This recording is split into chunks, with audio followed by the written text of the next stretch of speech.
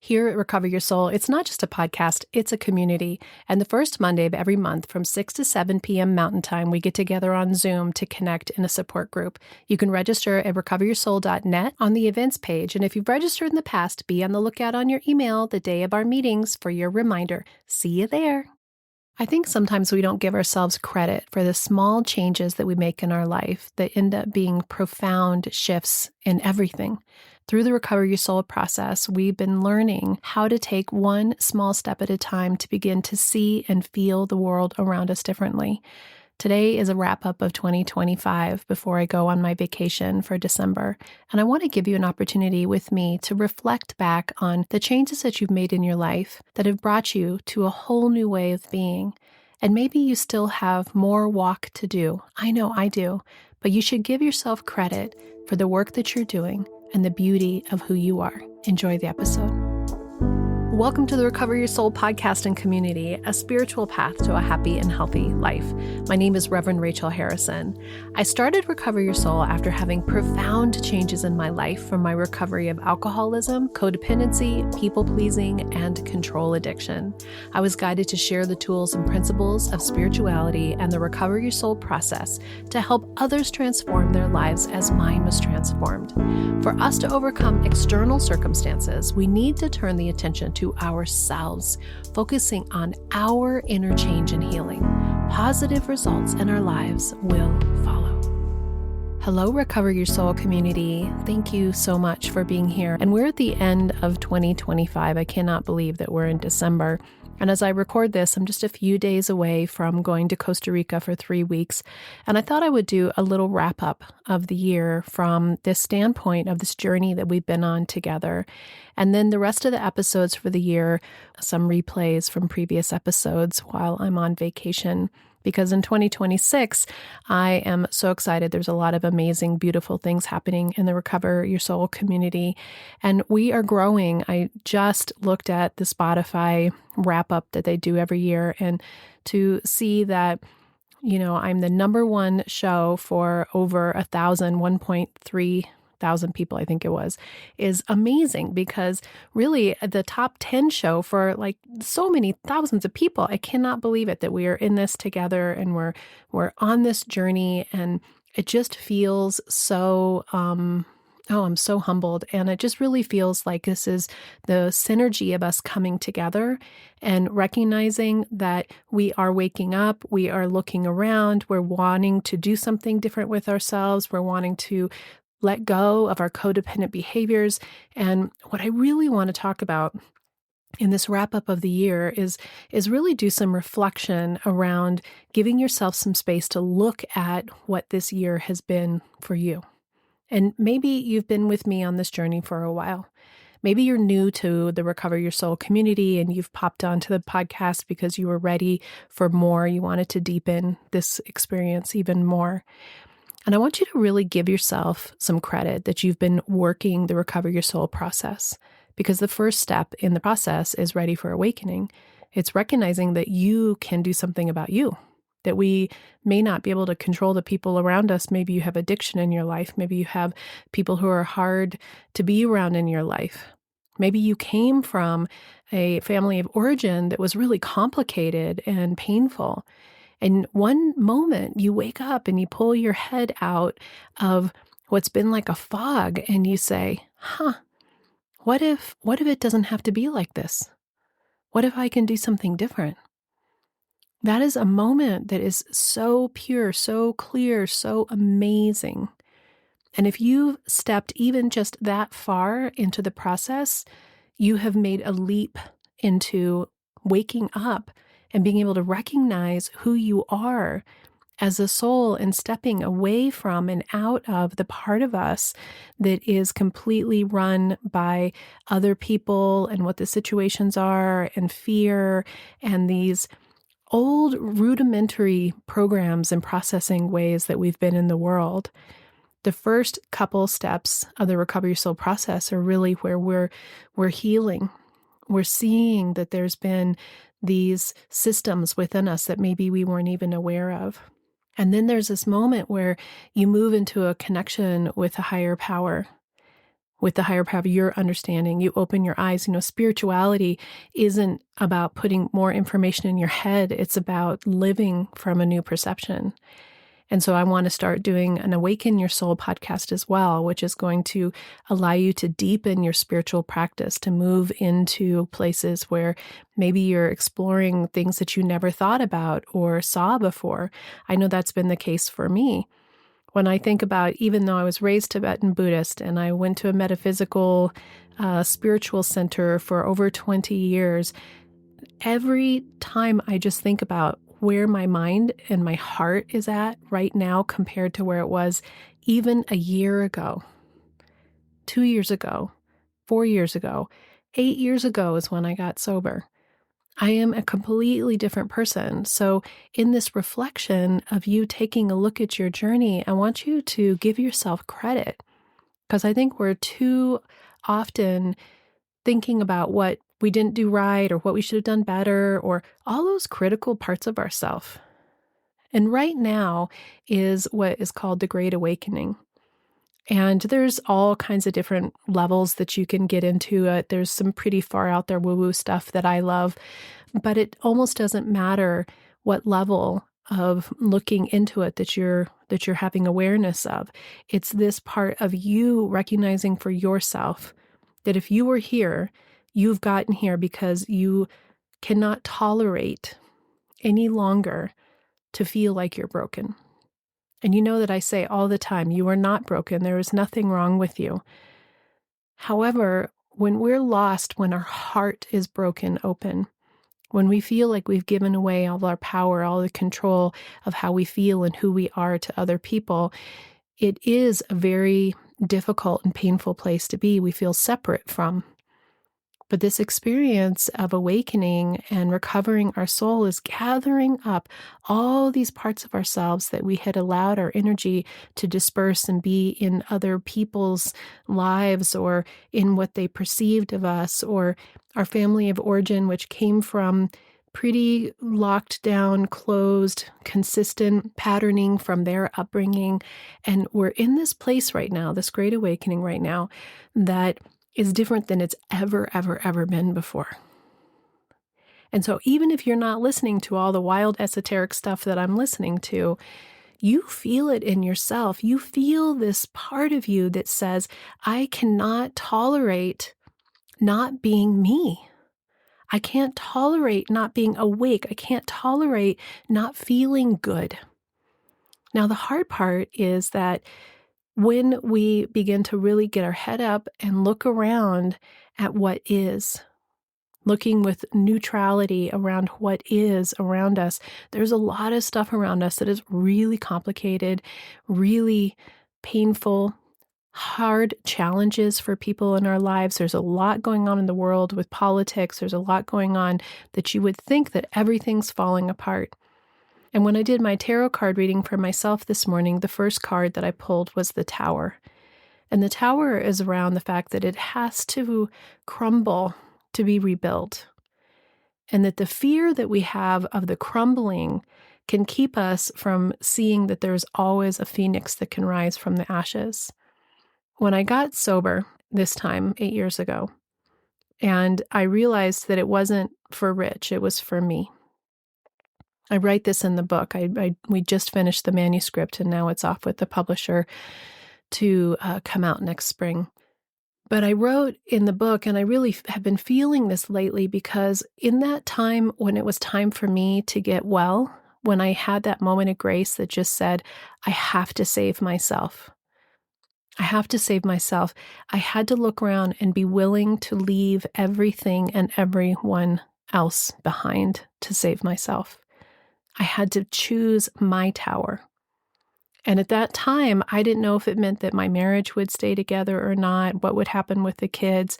And in that particular season in 2018, it was pretty chaotic. There was a lot of really difficult things happening with Alex, and his relationship with his dad, and his drug use was off the charts at that time when I got sober. And then with Bodhi, who was up in school and just trying to figure out what was going on with him, and he was about to graduate. And Rich and I were still just at odds with each other constantly. It just was chaos. And I just felt like I was in a burning house. And I had to make a decision to save myself. And so when I walked into both the rooms of AA and Al-Anon, and I was able to do, this is what step one is, ready for awakening. I was ready for awakening. I was willing to do whatever it took to get well. And I continue to feel like this spiritual journey of us allowing our soul to come forward, that we're releasing our identity to the ego part of ourself, that we've been validated for generations, for eons, that's shifting now, this part that was, who are you? Who are you? Are you a mother? Are you a career person? Are you a wife? Are you a husband? Are you the provider? Are you the, who are you? What kind of money do you make? What kind of house do you live in? What kind of car do you drive? All these validations, and now with social media especially, it feels like it's even more so that it's, the number of likes. I mean, I even started out this conversation by saying how grateful I am to be the number one show of X amount of persons. Well, I could take that into a place of myself and feel like that validation gives me an identity of being somebody important. And if I do that, I'm going to be slipping off the back end of my spiritual journey, because the reason why I do this is to be of service. I do this because, it's going to make me cry. Because I know that my story is our story. And that I am no better than anyone. I'm no better or no more special than anyone. I am you, and you are me.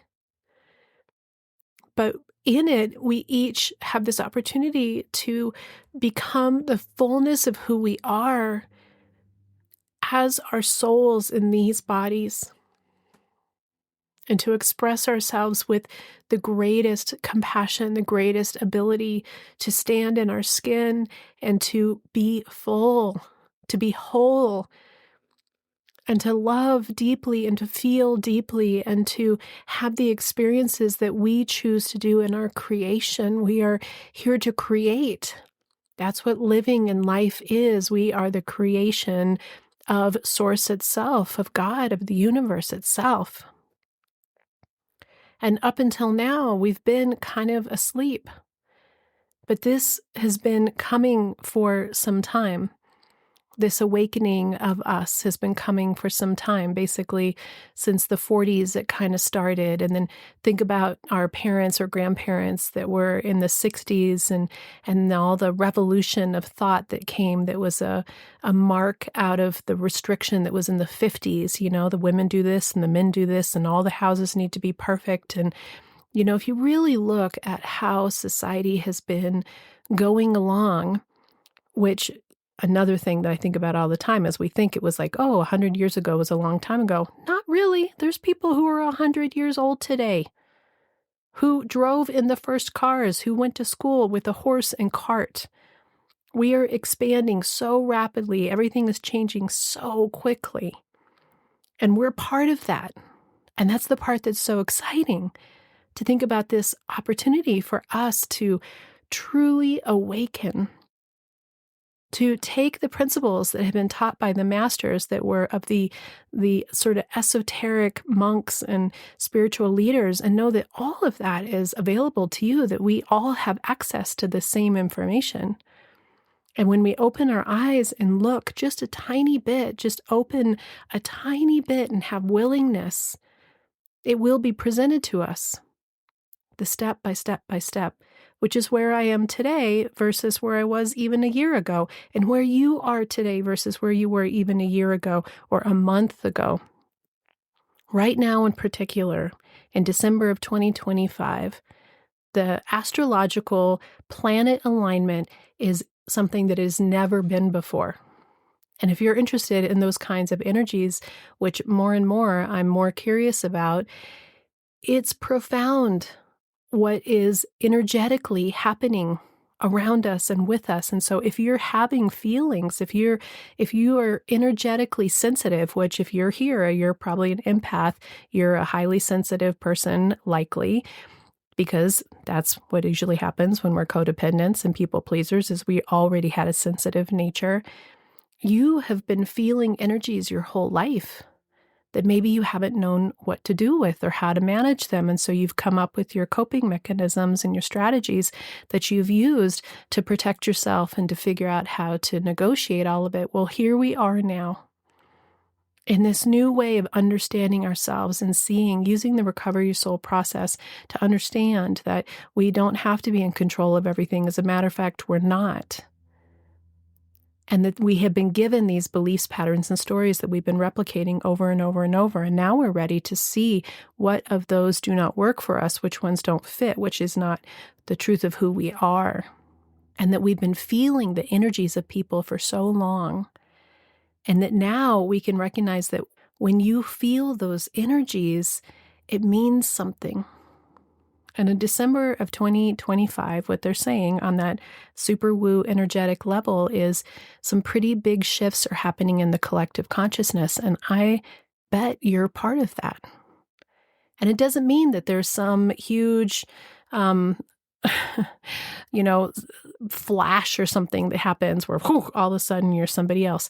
It's different than that. It's you opening up to the awarenesses, to the healing, to the truth of who you are, to the still small voice that whispers within you, that is a knowing, that's choosing the eyes of love, that's choosing Christ consciousness, it's choosing to see us as one instead of separate from, that's letting go of the fear, that is letting go of judgment, letting go of resentment. And it's subtle, and yet it's profound.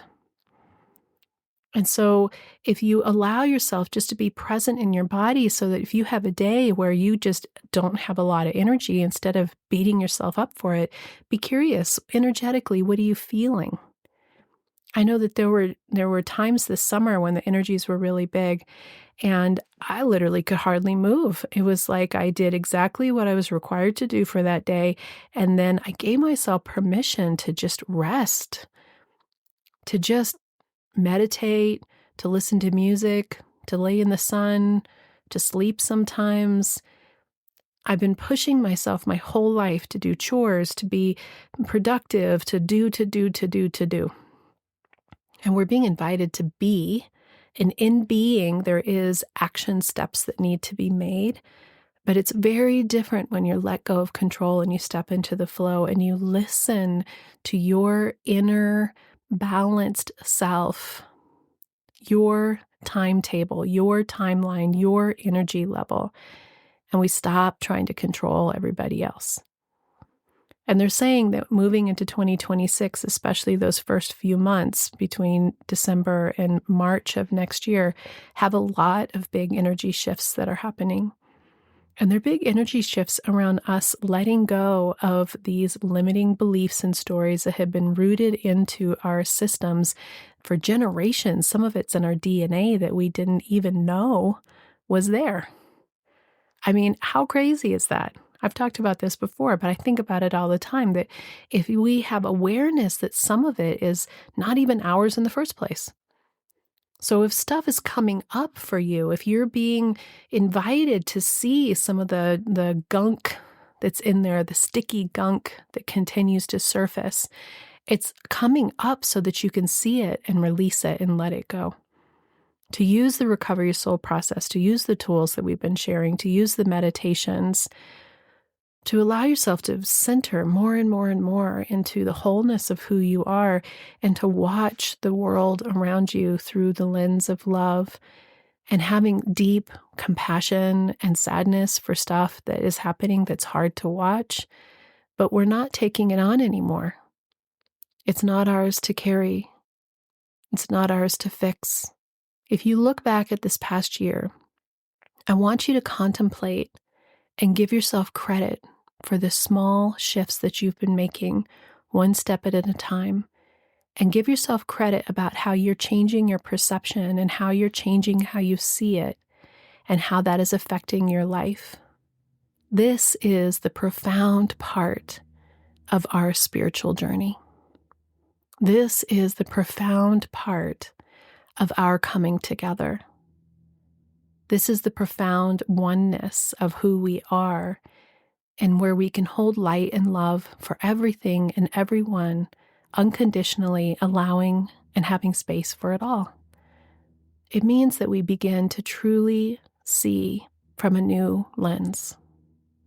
And as we walk forward, as we take the next steps, as we move into the next year, to embody and be present in our lives in a way that we haven't given ourselves permission to do before. We haven't given ourselves permission to do before. If you need someone to give you permission, I'm doing it. I give you permission to fully embody the beautiful, unique, amazing soul that you are, and to be able to see and witness those around you through a way that has compassion and grace, acceptance, and allowing for all of it. I'm excited to see what comes with our community and with each of you in the new year. And I know that we're here together on purpose. Together, we can do the work that will recover your soul.